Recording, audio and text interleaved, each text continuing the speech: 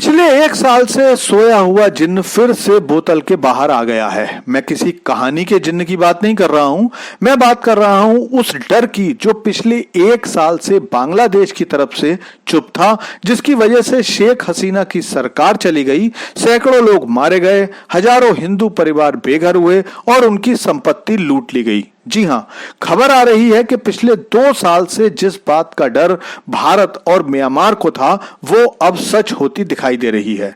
दरअसल अमेरिकी सेना जो अब तक बांग्लादेश में अपने लिए एक बेस के लिए जगह मांग रही थी, अब वो बांग्लादेश में आ गई है। अब हालांकि बांग्लादेश में अमेरिकी सेना के आने की वजह यही बताई जा रही है कि वो मानवीय कार्यों जैसे ट्रेनिंग और आपदा प्रशिक्षण के लिए आई है, लेकिन इसके बाद भारत, चीन और म्यांमार तीनों के कान खड़े हो गए हैं और इस सारी कार्रवाई की वजह जानने की कोशिश की जा रही है। तो चलिए सारी खबर डिटेल से बताता हूं, लेकिन आपसे रिक्वेस्ट है कि चैनल को सब्सक्राइब कर लीजिए, क्योंकि यहां आपको डिफेंस, फाइनेंस और फॉरेन पॉलिसी पर वीडियोस रोज मिलते हैं।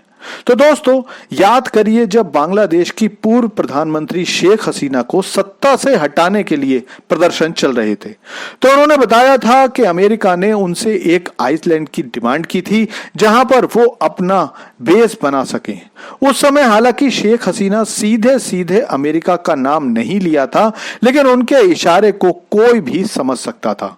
भारत और म्यांमार के लिए यह चिंता की बात थी, क्योंकि इस पूरे इलाके में बंगाल की खाड़ी एक अकेला ऐसा क्षेत्र है जहां ना तो अमेरिका का सीधा दखल है, ना रूस का और ना ही चीन का।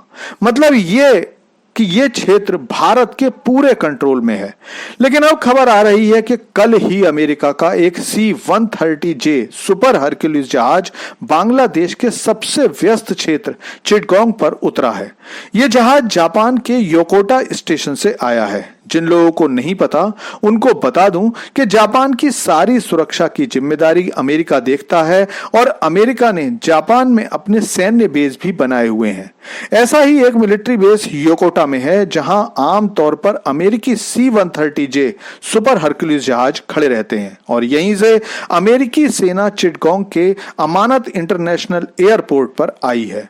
भारत के लिए यह इसलिए चिंता की बात है क्योंकि पिछले कुछ समय से अमेरिकी सेना कई बार बांग्लादेश की सेना के साथ अभ्यास कर चुकी है।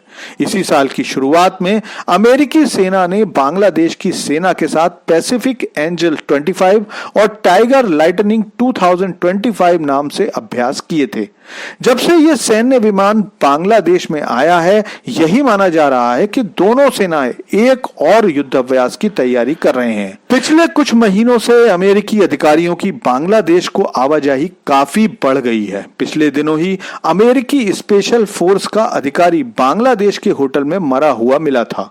क्योंकि अमेरिकी सेना अधिकारी बार बार बांग्लादेश आ रहे हैं, तो इससे म्यांमार और चीन भी चिंता में आ गए हैं। इससे पहले अमेरिका इस क्षेत्र में यह कहकर आना चाहता था कि वो यहां से साउथ चाइना सी में चीन की गतिविधियों पर नजर रखना चाहता है। लेकिन फिलहाल ये सारी कवायद म्यांमार में विद्रोही गुटों पर अपने प्रभाव को लेकर हो रही है। दरअसल म्यांमार में रेयर अर्थ मेटल की भरमार है। इनकी निकासी के लिए ज्यादातर खदानों पर चीन का कब्जा है, जो लीगल और इलीगल दोनों तरीकों से वहां पर खुदाई करते हैं।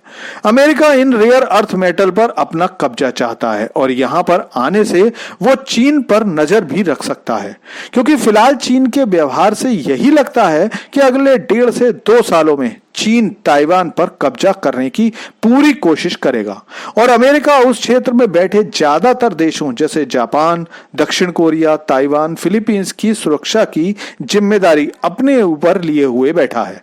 लेकिन भारत का खतरा दूसरा है। भले ही अमेरिका चिटगोंग में आने की वजह कुछ भी बताए, लेकिन एक बार आ जाने के बाद भारत के पूर्वोत्तर राज्यों में अस्थिरता बढ़ाने की कोशिश अमेरिका करेगा।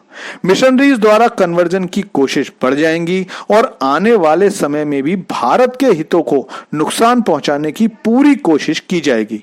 ये तो आप देख ही रहे हो कि भारत में सरकार बदलने और चुनावों को प्रभावित करने की कोशिश अमेरिका पिछले 2-3 सालों से कर रहा है और यही वजह है कि भारत के साथ साथ चीन और म्यांमार भी इस खबर को सुनकर परेशान है।